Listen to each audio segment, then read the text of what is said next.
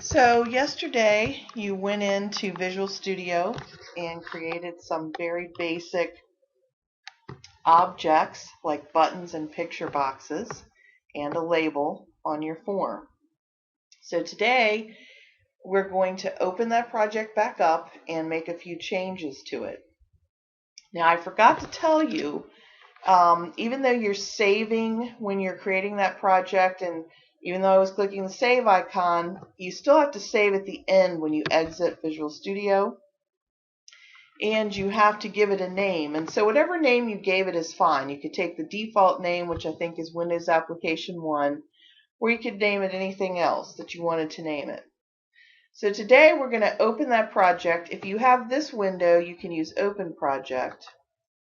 But if you have a slightly different window, you can go to the File menu and Open Project. And I believe I named mine Computing History. So you'll see Hello World and Computing History. And then I'm going to come down and get the, let me show you if I can see what this looks like. Microsoft Visual Studio Solution is what I'm going to get. So it's going to be this one that has the icon with the sort of like infinity symbol on it. So I'm going to open this up, and I'm going to add some buttons today. I'm going to probably put the picture boxes off until tomorrow because I've decided I'm going to change my approach a little bit on that. Instead of having one picture box, I may have 10 picture boxes. I haven't quite decided. So we're going to leave the picture box that we have. But now we're going to go back to our worksheet, and we're going to make sure we have a button for each object for each item on here. So I'm going to make sure I have one for Pascal. You can double click and it will drop the button up here, and you can move it. So there's a couple ways you can get the button on there.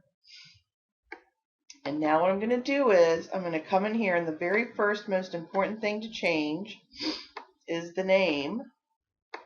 And remember, we're going to make it a descriptive name, BTN PASCAL, Pascal.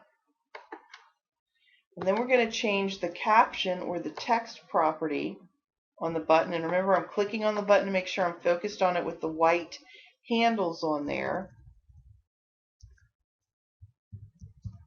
And I'm going to put Pascal. And I'm going to drag this button down because Pascal actually came before Babbage. So I move the buttons around. And technically the abacus should come first, then Pascal. I'm going to do a button, and here I'm just going to kind of drag over. So there's two different ways I can get a button on there, double click or drag. I'm going to go change the most important property to change first is the name. So I'm going to go to the top, look for the name, and I'm just going to abbreviate it to stepped. And I'm going to come down to the text, and I'm going to change that.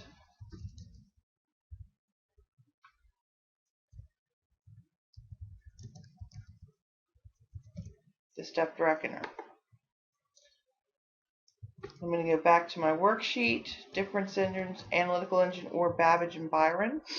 I went with Babbage and Byron, so you choose whichever one you did.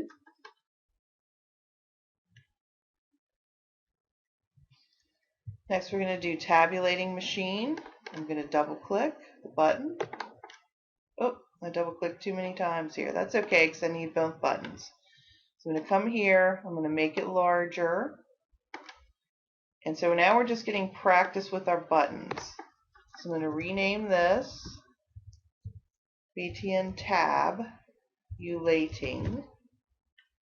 And I'm going to come down to the text. And I'm going to put tabulating machine.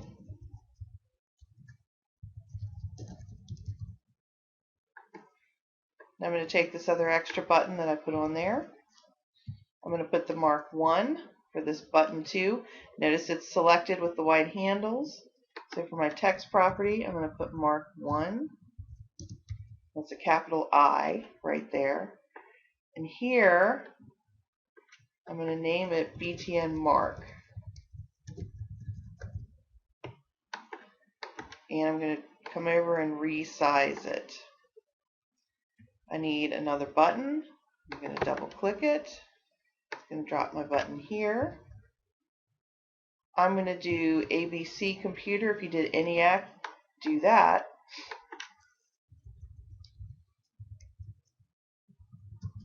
You may want to use my names, like even for Babbage and Byron, if you chose something different.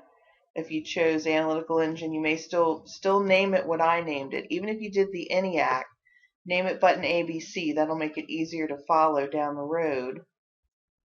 But your text will be different. If you did ENIAC, put ENIAC. I'm going to put ABC. As long as the names are the same, the caption's not that important.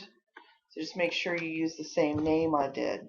Then I'm going to put transistor. Again, if you did integrated circuit, your text property will say integrated circuit, whereas mine will say transistor.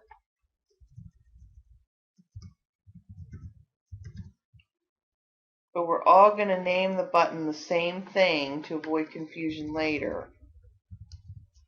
I'm going to name it parts because transistor and integrated circuit are parts, and that might make it a little easier. And the next one, we've got Steve Jobs and Apple. And I'm going to have to move some stuff around here. So my name is going to be BTN Apple. And then my text property, which shows the caption, I'm going to put Jobs and Apple.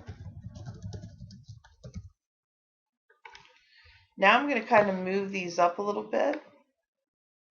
And you should come back and resize them. But for now, I'm just trying to get these out of the way so I can put all the buttons on here. You can make 2 rows of buttons by making them shorter and or smaller and have a row here and a row here, or you can do it the way I've done it. Either way, you can do it in any way that's visually pleasing to you, as long as all the buttons are on here is fine. And then the last button, I'm going to put vacuum tube for my text. So you put whatever you wrote on, whether you did EDVAC or von Neumann, you put that text. But we're all going to name the button the same thing. So let's all name it more parts.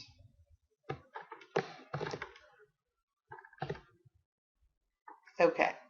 So what I would like for you to do at this point is go back, resize all the buttons, decide if you're going to have 1 long column or 2 columns, or if you have another design that you would like to use. Make them look visually pleasing, change the fonts, change the color, make them look good. So that's part of your assignment for today. Now we're going to go ahead, and we know I'm going to show you how to start getting your code done for the buttons. We named this LBL Info, LBL capital I-N-F-O. And so we're going to come to our abacus button. We're going to right click it, and we're going to go to view code. We can also use the F7 key for this. That's going to drop us into the code window for the form. We're going to come down and find button abacus, and we're looking for the click event. We want to put code behind this event that understands when the button is clicked, do this. So here I'm going to put my label name. So I'm going to come in here and click right between the private sub and the end sub. And I'm going to start LBL info. I'm going to highlight it, right, because it dropped it down for me. Not cooperating with me today. Okay. So LBL info, and then I'm going to put a dot, or you can type LBL info. And then I want to change the text, right? I've been changing the text property on the button. So I'm going to change the text property here, and I'm going to put an equals sign, LBL info equals. I'm going to put double quotes, Sometimes it's a little too helpful. And I believe you can press the escape key to get that menu to go away. And I'm going to put, this is one of the oldest known calculating, I can't spell, calculating devices. Okay, I'm going to save.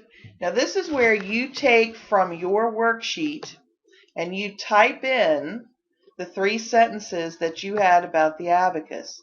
Do not paste them in straight from Word. Sometimes that causes problems because Word has these hidden formatting characters that Visual Basic won't understand. So what you need to do is have your notepad or your worksheet open, Alt-Tab, and manually type here into this. Do not copy and paste.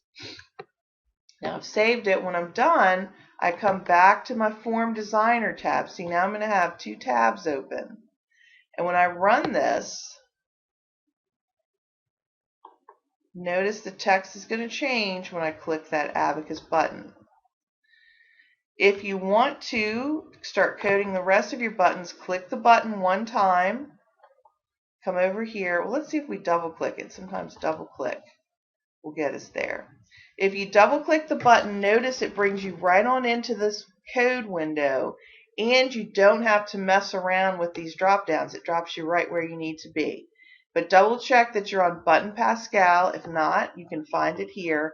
And we're only coding click events, so make sure you've got the word click highlighted here. And it's the same general principle. You can actually copy and paste, but I would get rid of any extra lines by hit the backspace key there. And then you're just going to, oops, shouldn't have done that.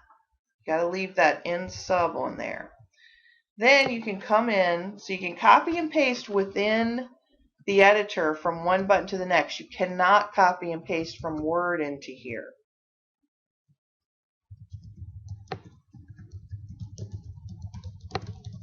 So here's where, again, you're going to go out to your Word document. You're going to get your sentences, type them in by hand. You're not going to copy and paste here. The only place you can copy and paste is from other buttons. Okay. And so then I'm going to come back to my Form Designer. I'm going to run it. And there we go. So I've got a working application. That's enough to keep you busy for today. Just getting the buttons on, getting them named, changing the captions, putting some fonts and colors on them. If you get time, put some code behind the buttons. If not, we'll pick up with that tomorrow. So don't get overwhelmed. Take some time and have fun with the design of the form. And we'll spend more time on the code and the picture box tomorrow and Thursday. Of course, you're in field day Friday. And I was planning on having the quiz Wednesday, but we're going to do the quiz on computing history on Thursday. So I will try to send out the PowerPoints again for all of that, hopefully this evening or Wednesday, so you can review. Have a good day, and send me an email and let me know how you did.